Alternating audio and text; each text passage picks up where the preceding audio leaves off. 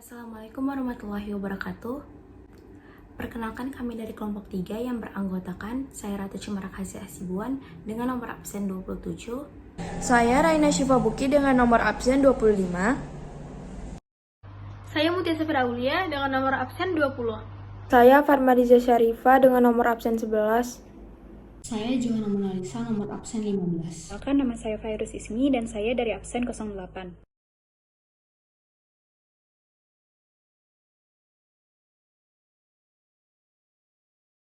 Nah, jadi di sini kami akan mempresentasikan materi bab 2 bagian B, yaitu mengenai perang melawan penjajahan kolonial Belanda. Perjuangan Indonesia untuk mengecap kemerdekaan tidak semudah membalikkan telapak tangan. Butuh waktu kurang lebih 350 tahun untuk bisa terbebas dari penjajahan kolonial Belanda. Dengan persenjataan tradisional seadanya, para pejuang menunjukkan semangat pantang menyerah dalam berbagai peperangan melawan penjajah. Berikut ini merupakan beberapa perang dalam melawan penjajah. Nah, untuk pembagian materinya bisa dilihat pada slide berikut.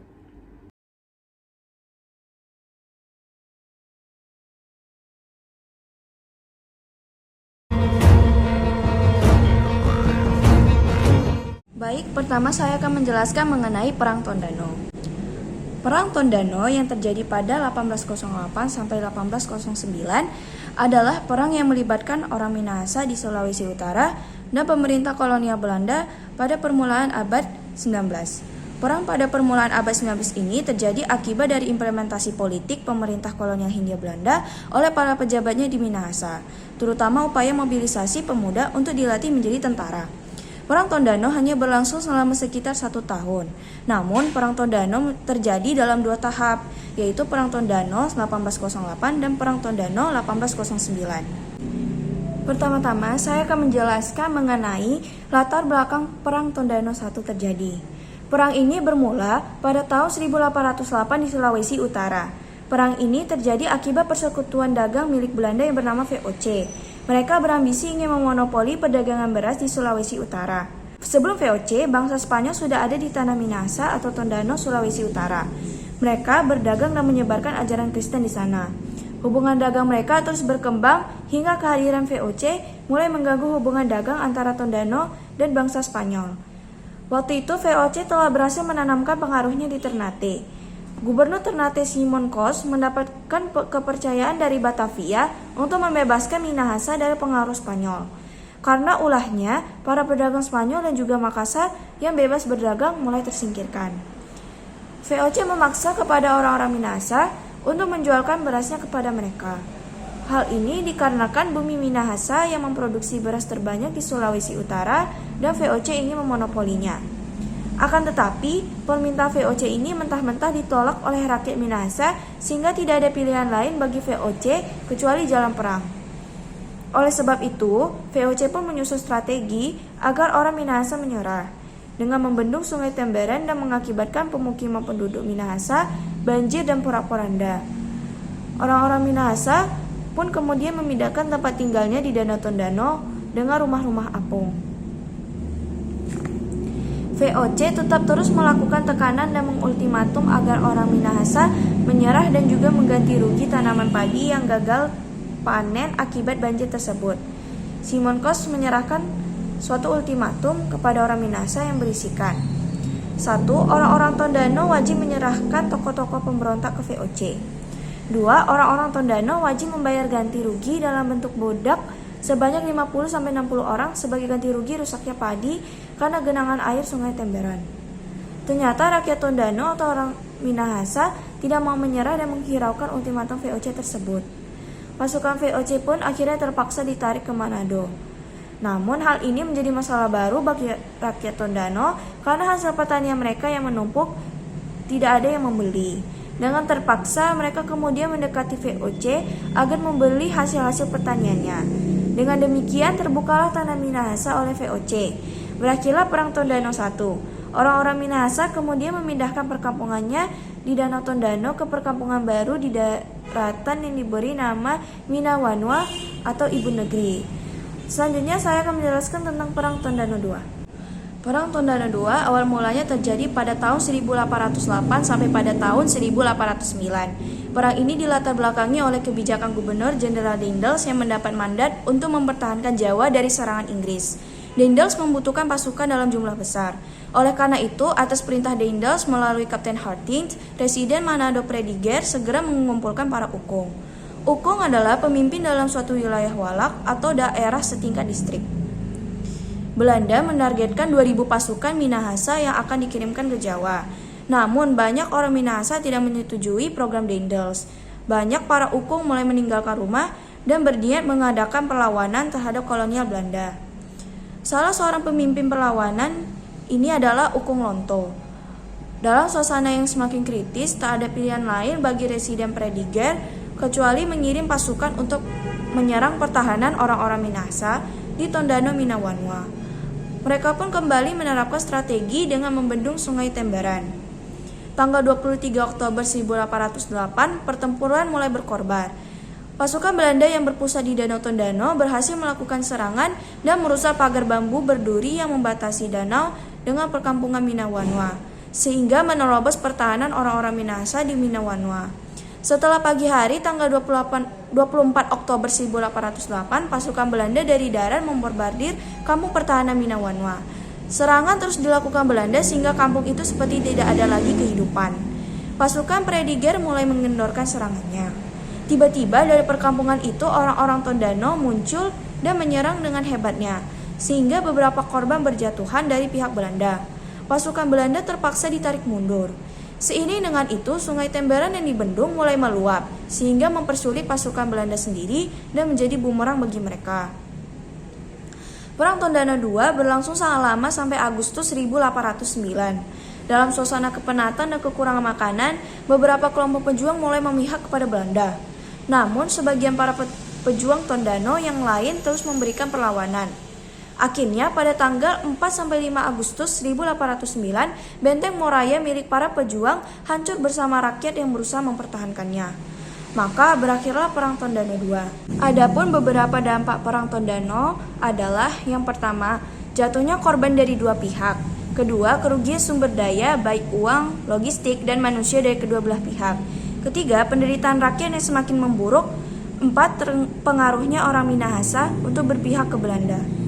Lalu, adapun tokoh-tokoh pejuang Minahasa yakni pertama itu ada Tewu, 2 Sarapung, 3 Korengkeng, 4 Luming Kewas Matulandi, 5 Lontokamasi, 6 Ukung Mahamid, dan yang ketujuh warga yang berasal dari Tondano Minawanwa. Sekian penjelasan saya mengenai Perang Tondano I dan Perang Tondano II.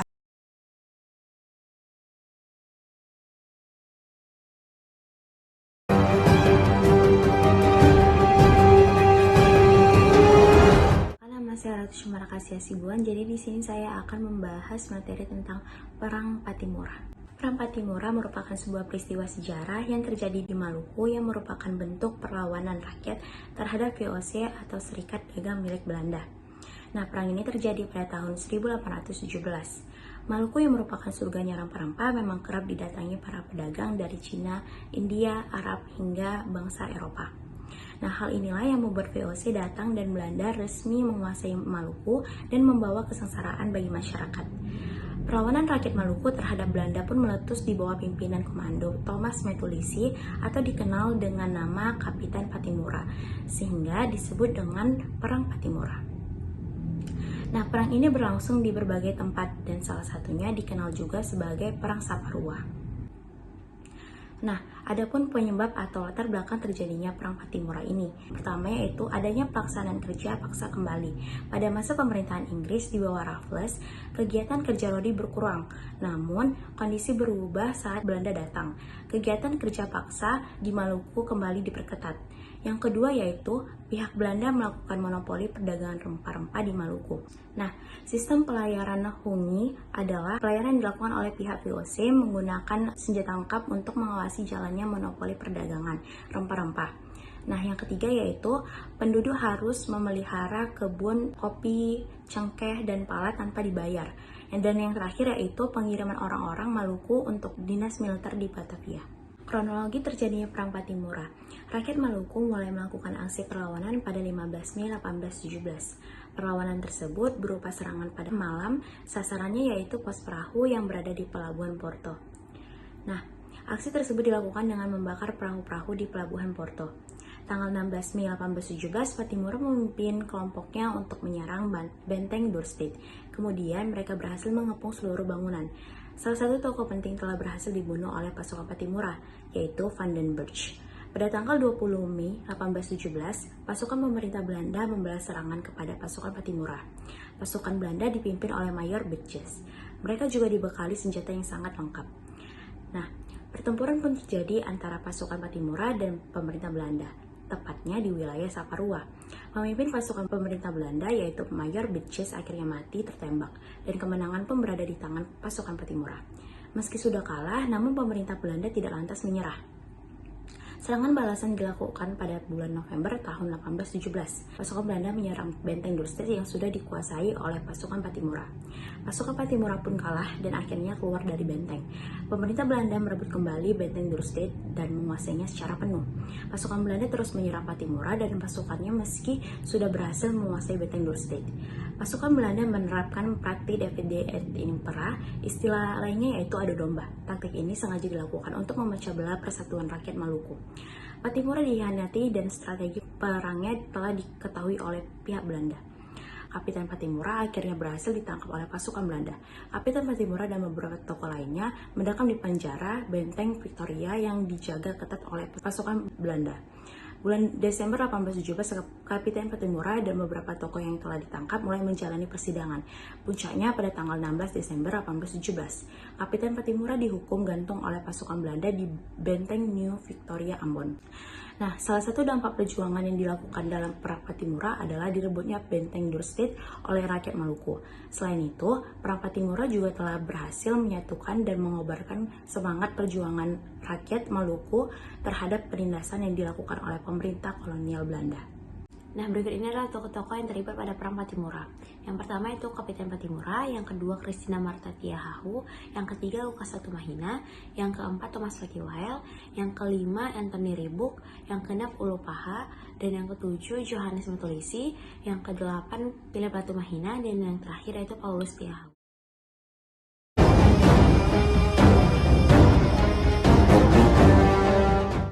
Perang Padri. Penyebab dari Perang Padri itu sendiri yang pertama, terdapat perbedaan pendapat antara kaum Padri dan juga kaum adat. Kaum Padri menghendaki pelaksanaan ajaran agama Islam harus berdasarkan hadis. Kemudian penyebab yang kedua, kaum Padri ingin memberantas kebiasaan buruk yang dilakukan kaum adat seperti berjudi, menyambung ayam, dan mabuk. Perang Padri terdiri dari 3 fase. Fase pertama tahun 1821 sampai 1825. Pada fase pertama ini, kaum Padri menyerang pos-pos dan pencegatan terhadap patrol-patrol Belanda. Perlawanan kaum Padri muncul di berbagai tempat sehingga membuat Belanda merasa kewalahan dalam melawan kaum Padri. Oleh sebab itu, Belanda pun mengambil strategi damai. Akan tetapi, Belanda ini malah memanfaatkan itu untuk menduduki daerah-daerah lain yang membuat kaum Padri tersebut marah. Lalu fase kedua tahun 1825 sampai 1830. Nah, pada fase ini Belanda meminta perdamaian kembali yang tidak begitu dihiraukan oleh kaum Padri. Kemudian dilakukanlah perjanjian Padang yang berisi kedua belah pihak tidak akan saling menyerang dan juga kedua pihak akan melindungi para pedagang dan orang-orang yang sedang melakukan perjalanan. Lalu fase yang terakhir, fase ketiga pada tahun 1830 sampai tahun 1838. Pada pertempuran fase ketiga ini, kaum Padri mulai mendapatkan simpati dari kaum adat. Dengan demikian, kekuatan para pejuang di Sumatera Barat semakin meningkat. Nah, pertahanan terakhir perjuangan kaum Padri pun berada di tangan Tuanku Imam Bonjol. Pada tahun 1834, Belanda dapat memusatkan kekuatannya untuk menyerang pasukan Imam Bonjol di Bonjol. Kemudian Belanda menerapkan siasat licik yang berujung pada penangkapan Tuanku Imam Bonjol yang kemudian wafat di Minahasa. Perang Padri memiliki beberapa dampak. Yang pertama, dampak dari Perang Padri itu sendiri jatuhnya kerajaan Paguruyung atau wilayah Sumatera Barat ke tangan kolonial Belanda. Kemudian yang kedua, Tuanku Imam Bonjol yang tak sudi untuk menyerah kepada Belanda juga harus ditangkap dan dibuang ke Cianjur di Jawa Barat. Dan dampak yang terakhir, yakni dampak bagi penduduk setempat, adalah lahirnya para pemimpin tradisional dan agama. Selanjutnya ialah tokoh-tokoh yang berperan pada Perang Padri. Yang pertama, Tuanku Imam Bonjol. Tuanku Imam Bonjol ialah salah satu dari ulama besar yang memimpin gerakan Padri. Ia dianggap sebagai tokoh yang kuat karena memiliki kedudukan yang kuat berupa benteng di atas bukit wilayah Bonjol. Setelah Tuanku Nan Renceh wafat, ia menggantikannya sebagai panglima perang. Kemudian yang kedua, Tuanku Pasaman. Tuanku Pasaman ialah salah satu dari Harimau Selapan yang memimpin gerakan Padri. Ia bertanggung jawab atas serbuan Padri ke Istana Pagaruyung yang menyebabkan Sultan harus menyingkir dari Minangkabau. Serangan ini menjadi rangkaian awal dari konflik Padri dan kaum adat sebelum terlibatnya Belanda. Kemudian tokoh yang terakhir yakni Tuanku Nan Renceh. Tuanku Nan Renceh adalah salah satu ulama yang kuat pendiriannya terhadap penggunaan jalan kekerasan dalam gerakan Padri. Setelah wafat, digantikannya oleh Tuanku Imam Bonjol sebagai Panglima Perang Padri. Tuanku Nan Renceh berjasa dalam menyebarkan ide-ide gerakan Padri kepada pembesar Minangkabau.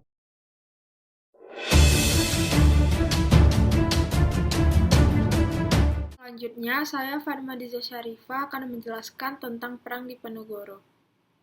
Perang Diponegoro adalah perang yang terjadi di Pulau Jawa, sehingga Perang Diponegoro ini juga biasa disebut dengan Perang Jawa. Perang ini terjadi selama 5 tahun, yaitu dimulai dari tahun 1825 dan berakhir pada tahun 1830. Penyebab Perang Diponegoro dibagi menjadi dua, yaitu sebab umum dan juga sebab khusus.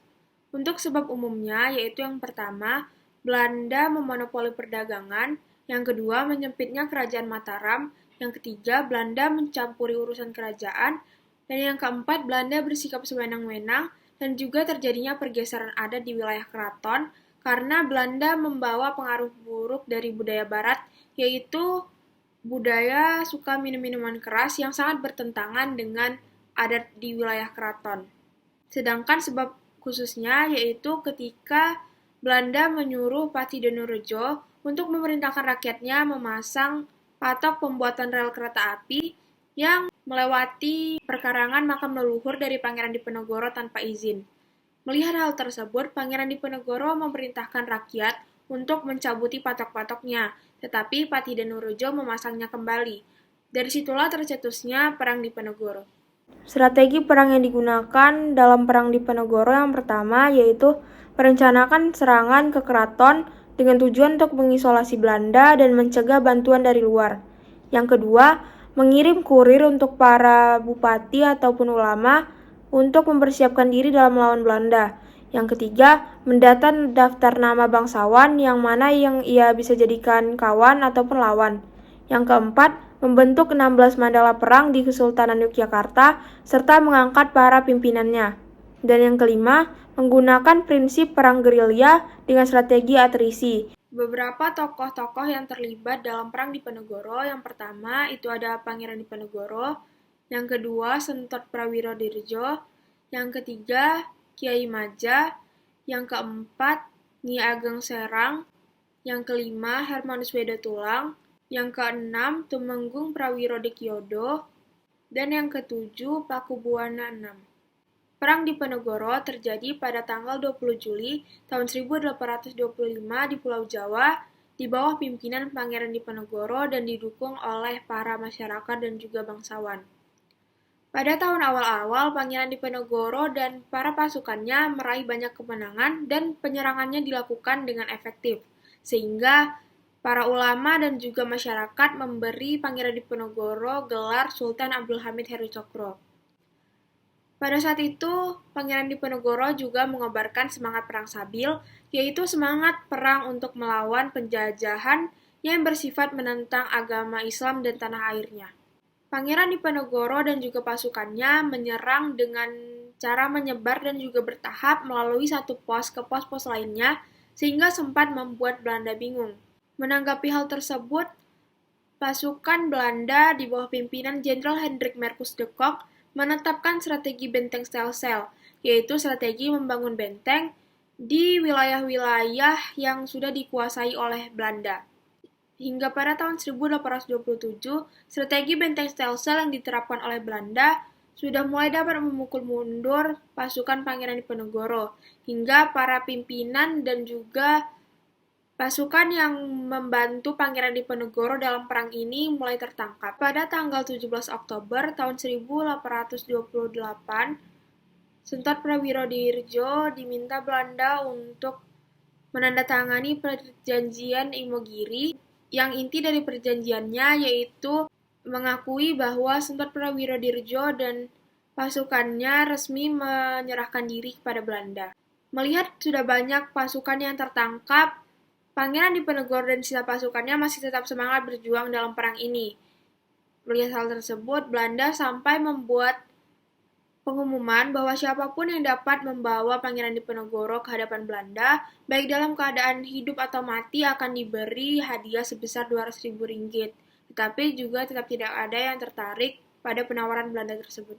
Puncaknya yaitu pada tanggal 28 Maret tahun 1830, Belanda berhasil menguasai Magelang.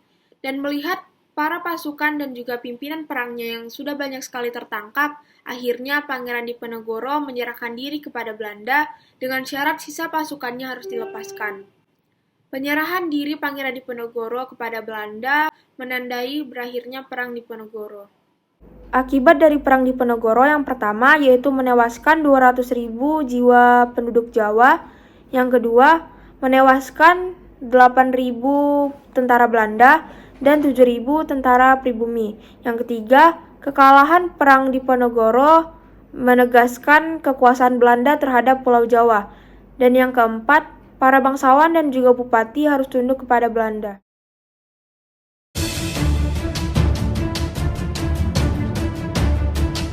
Saya akan menjelaskan materi tentang perlawanan di Bali. Nah, latar belakang perlawanan di Bali yang pertama yaitu dipaksakannya penghapusan hak tawan Karang kepada kerajaan-kerajaan di Bali. Pendudukan Belanda di Nusantara identik dengan kesewenangannya dalam mengusik adat dan peraturan daerah.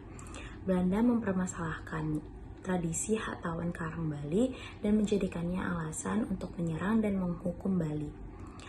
Tawan Karang adalah tradisi Bali, yaitu hak yang menyatakan bahwa kerajaan-kerajaan Bali berhak merampas dan menyita barang-barang dan kapal-kapal yang terdampar dan kandas di wilayah perairan Pulau Bali. Nah, yang kedua yaitu Kerajaan Buleleng tidak terima atas tuntutan ganti rugi yang diajukan oleh Belanda karena 2 kapal Belanda yang keram di perairan Bali diakuisisi oleh Kerajaan Buleleng. Jalannya perlawanan dengan diawali sebuah perjanjian di tahun 1841 yang salah satunya berisi bahwa Belanda ingin semua kerajaan termasuk di Bali harus tunduk kepada mereka. Sayangnya tidak semua kerajaan di Bali sepakat dengan hal tersebut. Apalagi terdapat hak tawan Karang yang terjadi di Bali. Pihak kerajaan Bali akan menyita kapal-kapal yang memasuki area wilayah mereka. Lalu dibuatlah kembali perjanjian di tahun 1843 bahwa kapal-kapal pihak Belanda akan dibebaskan apabila memasuki wilayah perairan Bali. Sayangnya Raja Buleleng tidak setuju dan melanggar perjanjian. Tahun 1844, kapal Belanda masih disita ketika memasuki daerah pantai Peranca dan Sangsit Buleleng. Dengan adanya pelanggaran tersebut serta penolakan yang terjadi oleh masyarakat Bali, akhirnya Belanda menyerbu Bali di tahun 1846. Perang ini berhasil dikalahkan oleh masyarakat Bali yang bertahan di benteng Jagaraga. Karena kekalahan tersebut, Belanda tidak terima dan masih ingin menuntut. Sehingga terjadilah peperangan kembali pada 7 Juni 1848. Pada peperangan ini, masyarakat Bali yang berjumlah 16.000 orang dengan pimpinannya Satu Gusti Ketut Jelantik mampu mengalahkan pihak Belanda 2.400 orang. Nah, akhir perlawanan. Akhirnya karena kekalahan ini mereka pun kembali berperang pada tahun 1849 di Jagaraga. Pertempuran di Jagaraga berlangsung selama 2 hari dan kekuatan dari aliansi kerajaan Bali dapat dilumpuhkan oleh Belanda. Pada akhirnya Raja Buleleng dan Ketut Jelantik mereka terbunuh dalam upaya mempertahankan diri dari Belanda. Pertempuran masih terus terjadi. Pertempuran inilah yang dinamakan Pertempuran Puputan. Nah, dampak dari perlawanan Bali yaitu daerah di seluruh Pulau Bali dikuasai oleh pihak Belanda secara bertahap dan menghilangkan kekuasaan para raja di kerajaan mereka.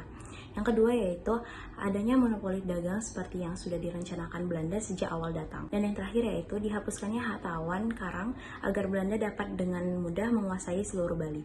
Nah, berikut ini adalah tokoh-tokoh yang terlibat pada perlawanan di Bali. Yang pertama yaitu I Gusti Anggura Panji Sakti, yang kedua I Gusti Gede Karangasem, dan yang terakhir yaitu I Gusti Ketut Janti. Selanjutnya saya akan menjelaskan tentang Perang Banjar.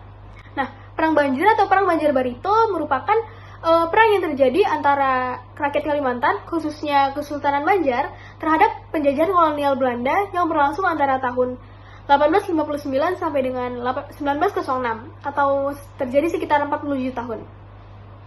Nah, perang ini terjadi di Kesultanan Banjar yang meliputi wilayah provinsi Kalimantan Selatan dan Kalimantan Tengah. Nah, jadi Belanda dan Kesultanan Banjar sudah melakukan interaksi sejak tahun 1840-an. Nah, Kesultanan Banjar ini memiliki hasil sumber daya alam seperti emas, intan, lada, rotan, damar, dan batu bara yang melimpah. Nah, hal inilah yang kemudian mendorong Belanda untuk mulai merencanakan strategi agar dapat menguasai Kesultanan Banjar. Belanda memulai strateginya dengan melakukan campur tangan di beberapa wilayah Kesultanan Banjar dan memadamkan sengketa-sengketa yang ada. Nah, konflik dengan Belanda sebenarnya sudah mulai sejak Belanda memperoleh hak monopoli dagang di Kesultanan Banjar. Dengan ikut campurnya Belanda dalam urusan kerajaan, kekalutan makin bertambah. Nah, jadi keikut campuran tangan Belanda sehingga memicu terjadi peperangan ini ketika saat penentuan ahli waris penerus tahta pada tahun 1857. Nah, saat itu secara sepihak.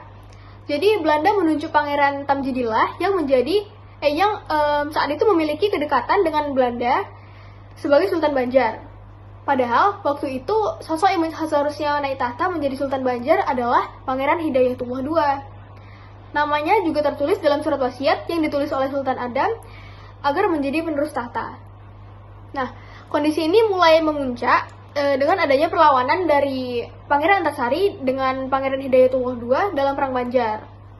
Nah, kalau dirangkum, maka penyebab terjadinya Perang Banjar ini antara lain yang pertama adalah rakyat menjadi sasaran eksploitasi dari Belanda dan Kesultanan Banjar.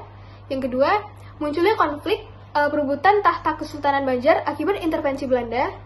Yang terakhir, sikap sewenang-wenang dari Tamjidillah yang ditunjuk Belanda sebagai Sultan Banjar. Kemudian ada strategi perang yang dilakukan oleh Pangeran Hidayatullah II dan Pangeran Antasari. Jadi mereka melakukan strategi perang gerilya dengan membuat kerajaan baru di pedalaman dan membangun benteng-benteng pertahanan di hutan-hutan. Nah, Pangeran Antasari juga menggalang kerjasama dengan Kesultanan Kutai Kartanegara melalui kerabatnya di Tenggarong.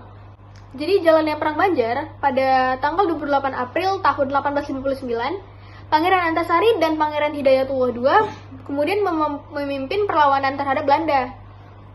Nah, Pangeran Antasari memimpin penyerangan terhadap benteng Belanda dan tambang batu bara di wilayah Pengaron. Saat itu, dalam serangan tersebut, tentara Belanda dapat dilumpuhkan dan pasukan Pangeran Antasari dapat menguasai tambang. Belanda membalas serangan Pangeran Antasari dengan menawan keluarganya, Pangeran Hidayatullah II. Nah, saat Pangeran Hidayatullah II ingin menyelamatkan keluarganya, dia justru ditangkap oleh Belanda dan diasingkan menuju ke Cianjur. Nah, perjuangannya terus dilakukan hingga Pangeran Antasari wafat pada tanggal 11 Oktober 1862. Akhirnya, Perang Banjar berakhir pada tahun 1905 dengan kemenangan berada di pihak Belanda yang berhasil menghapus Kesultanan Banjar. Nah, adapun dampak dari terjadinya Perang Banjar ini yang pada bidang politik, yang pertama adalah daerah Kalimantan Selatan dikuasai sepenuhnya oleh pemerintah kolonial Belanda. Yang kedua, dibubarkannya negara Kesultanan Banjar. Nah, pada bidang ekonomi, dampak yang terjadi adalah terjadinya eksploitasi besar-besaran karena Belanda mengambil sumber daya alam secara paksa berupa rempah-rempah, perkebunan, dan tambang batu bara. Berikut cuplikan dari Perang Banjar. Berikutnya ada tokoh-tokoh yang terlibat dalam Perang Banjar. Yang pertama dari pihak Belanda adalah Kolonel A.J. Andresen. Yang kedua dari pihak Belanda ada Letnan Kolonel G.M. Verspik. Dan kemudian dari pihak Indonesia ada Pangeran Antasari dan Pangeran Hidayatullah II.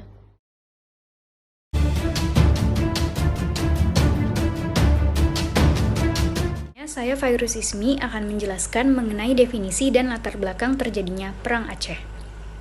Dimulai dari definisinya, Perang Aceh Belanda atau disingkat Perang Aceh adalah Perang Kesultanan Aceh melawan Belanda dimulai pada tahun 1873 hingga 1904. Sesuai dengan namanya, perang ini berlokasi di Aceh, Indonesia. Selanjutnya, kita beralih tentang latar belakang masalah. Penyebab umum terjadinya peperangan ini didasari oleh Perjanjian Traktat Sumatera, di mana traktat atau treaty merupakan sebuah perjanjian internasional antar negara yang paling tinggi hukumnya sebab traktat wajib diratifikasi oleh pihak-pihak yang berwenang pada masing-masing negara yang terlibat. Isi dari Traktat Sumatera secara garis besar berbunyi bahwa Inggris memberikan kebebasan kepada Belanda untuk bisa memperluas daerah kekuasaannya di wilayah Sumatera yang tentu saja menunjuk pada wilayah Aceh dan sekitarnya untuk keperluan ekonomi, bisnis, dan lainnya. Hal ini tentunya membuat ancaman yang berat di Kesultanan Aceh. Namun, pada akhirnya traktat itu ditandatangani di tanggal 2 November 1871 karena Belanda terus-menerus mengancam dan memberi ultimatum kepada Kesultanan Aceh agar tunduk di bawah kekuasaan pemerintahan Hindia Belanda. Nah, kita tahu bahwa Perang Aceh terjadi selama kurang lebih 31 tahun yang terbagi dalam 4 periode. Periode yang pertama terjadi pada tahun 1873 hingga 1874 yang dipimpin oleh Panglima Polim dan Sultan Mahmud Shah yang melawan pasukan Belanda yang saat itu dipimpin oleh Kohler bersama 3.000 serdadunya. Di mana Kohler sendiri tewas pada tanggal 14 April 1873. Namun 10 hari selanjutnya, perang berkecamuk di mana-mana, dan yang terbesar ketika merebut kembali Masjid Raya Baitur Rahman, yang dibantu oleh beberapa kelompok pasukan. Pusat terjadinya perang ini berlokasi di wilayah Pekan Aceh, Lampuuk, dan sekitarnya. Perang yang kedua terjadi pada tahun 1874 hingga 1880. Pada periode ini, Sultan Mahmud Shah merupakan sang pemimpin yang melawan pasukan Belanda dengan Jenderal Jan van Swieten sebagai pemimpinnya. Belanda berhasil menduduki Keraton Sultan pada tanggal 26 Januari 1874 yang menjadi pusat pertahanan Belanda. Kemudian ketika Sultan Mahmud Shah wafat pada tanggal 26 Januari 1874, posisinya pun digantikan oleh T. Muhammad Daud yang dinobatkan untuk menjadi sultan di Masjid Indrapuri. Perang pertama dan kedua ini adalah perang total dan frontal, di mana pemerintah masih berlanjut mapan. Meskipun ibu kota berpindah-pindah ke Kemala Dalam, Indrapuri, dan tempat-tempat lainnya. Periode yang ketiga terjadi pada tahun 1881 hingga 1896. Perang dilanjutkan secara gerilya dan dikobarkan perang fisabilillah, di mana sistem perang gerilya ini dilangsungkan hingga tahun 1903. Dalam perang gerilya ini, pasukan Aceh di bawah kendali Teku Umar bersama Panglima Polim. Selanjutnya pada tahun 1899 ketika terjadi serangan mendadak dari pihak Van der Dassen di Melaboh, Teku Umar gugur. Tetapi Cut Nyakdin yang merupakan istri Teku Umar selanjutnya tampil menjadi komandan perang gerilya. Periode keempat terjadi pada tahun 1896 hingga 1910 adalah perang gerilya kelompok dan perorangan dengan perlawanan, penyerbuan, penghadangan, dan pembunuhan tanpa komando dari pusat pemerintahan kesultanan. Kemudian yakni mengenai dampak yang ditimbulkan oleh Perang Aceh. Dampak yang ditimbulkan tidak hanya dirasakan oleh Aceh karena pada peristiwa ini Belanda juga terkena dampaknya. Di antaranya yang pertama, dalam akhir peperangan, Aceh harus mengakui kedaulatan Belanda dan menyerahkan seluruh wilayah kekuasaannya. Untuk yang kedua, Perang Aceh yang terjadi cukup lama membuat pemerintah Belanda dilanda krisis moneter. Hal itu terjadi akibat kekosongan kas negara akibat membiayai peperangan Aceh. Untuk yang ketiga, baik Belanda maupun Aceh harus kehilangan orang terpenting dalam pasukannya. Materi berikutnya yaitu mengenai tokoh yang mempengaruhi Perang Aceh. Yang pertama ada Teku Cik Ditiro. Tokoh penting selama Perang Aceh dari Indonesia adalah Teku Cik Ditiro yang menjadi pemimpin pasukan. Ketika itu, Teku Cik Ditiro melawan pemimpin Van der Heyden ketika menyerang Aceh Besar. Namun, sayang ia gugur pada tahun 1891. Yang kedua ada Teku Umar. Berlanjut di tahun 1893, Teku Umar melakukan penyerangan. Selain itu, Teku Umar berhasil melepaskan diri pada Maret 1896 setelah ditawan. Sayangnya, ia juga gugur di Melaboh pada 11 Februari 1899. Yang ketiga, Sultan Daud Shah dan Panglima Polim. Kedua tokoh di atas melakukan perlawanan sampai akhirnya dipaksa menyerah oleh Belanda. Yang keempat, ada Cut Nyakdin. Cut Nyakdin melanjutkan perjuangan sang ayah melawan pemerintahan Belanda, sampai akhirnya Cut Nyakdin dan pengikutnya ditangkap pada 7 November 1905. Tokoh pahlawan ini diasingkan ke Sumedang, Jawa Barat. 6 November 1908, Cut Nyakdin meninggal di tempat pengasingan.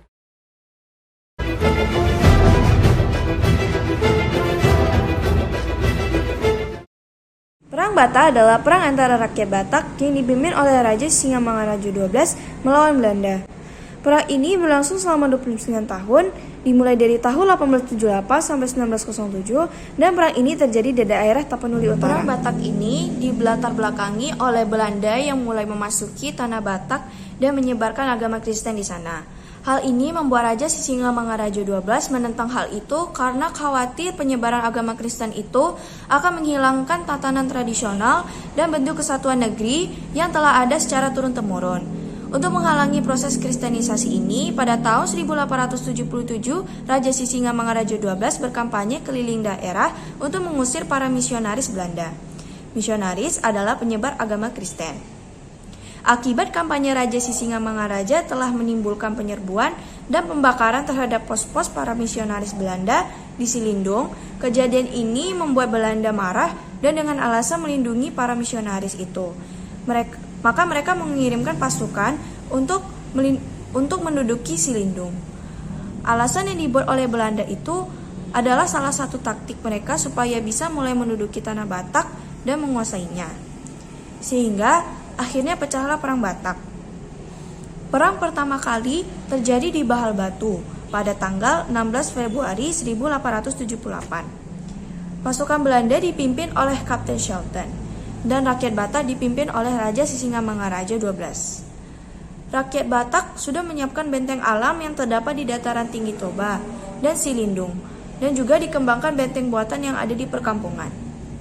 Namun, saat pertempuran terjadi, kekuatan pasukan Batak tidak seimbang dengan kekuatan tentara Belanda. Sehingga mereka beserta Raja Sisingamangaraja XII terpaksa mundur. Hingga akhirnya pertempuran ini terus merembet ke daerah lain. Raja Sisingamangaraja XII pun berpindah ke Bakara. Belanda pun mulai bergerak ke Bakara. Bakara merupakan benteng dan istana kerajaan Sisingamangaraja. Dengan jumlah pasukan Belanda yang cukup besar, Belanda mulai mengepung Bakara. Belanda terus mendesak dan menghujani tembakan-tembakan yang begitu gencar sehingga benteng itu dapat diduduki Belanda. Raja Sisingamangaraja XII dan sisa pasukannya berhasil meloloskan diri ke daerah lain dan terus berpindah-pindah karena Belanda terus mengejar-ngejar Raja Sisingamangaraja XII. Dengan kekuatan pasukan Belanda yang kuat, akhirnya semua daerah di sekitar Danau Toba berhasil dikuasai oleh Belanda. Raja Sisingamangaraja XII dan sisa pasukannya kembali angkat senjata pada tahun 1889 di Huta Puong. Tetapi pada tanggal 4 September 1889, Huta Puong juga berhasil jatuh ke tangan Belanda. Raja Sisingamangaraja pun membuat pertahanan di Pakpak dan Dairi. Pasukan Belanda di bawah komando Van Daden mengadakan gerakan sapu bersih terhadap kantong-kantong pertahanan dari Aceh sampai Tanah Gayo, termasuk yang ada di Tanah Batak. Tahun 1907, pasukan Belanda di bawah komando Hans Christoffel memfokuskan untuk menangkap Sisingamangaraja XII. Sisingamangaraja XII berhasil dikepung rapat di daerah segitiga Barus, Sidikalang, dan Singkel. Dalam pengepungan ini, Belanda menggunakan cara licik, yaitu menangkap Boru Sagala atau istri dari Sisingamangaraja XII dan dua anaknya. Akhirnya pada tanggal 17 Juni 1907, silang pasukan Belanda dikerahkan untuk menangkap Raja Sisingamangaraja XII di pos pertahanannya di Aisi Bulbulon di daerah Dairi. Dalam keadaan terdesak, Raja Sisingamangaraja XII dengan putra-putranya tetap bertahan dan melakukan perlawanan sekuat tenaga. Tapi dalam pertempuran itu, Raja Sisingamangaraja XII tertembak mati. Begitu juga putrinya, Lopian, dan dua orang putranya, Sultan Nagari dan Patuan. Dengan demikian berakhirlah Perang Batak. Adapun dampak Perang Batak antara lain, seluruh daerah Tapanuli dikuasai oleh Belanda. Belanda memonopoli dan menguasai perdagangan di Tapanuli. Rakyat Batak yang dulunya banyak menganut agama Malim pun berpindah keyakinan ke agama Kristen.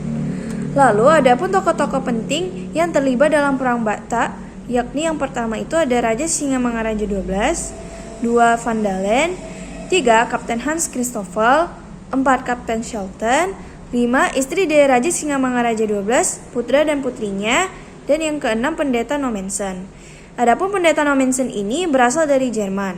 Dia berperan dalam menyebarkan agama Kristen di tanah Batak. Sekian presentasi dari kami. Bila ada kesalahan kata kami mohon maaf. Wassalamualaikum warahmatullahi wabarakatuh.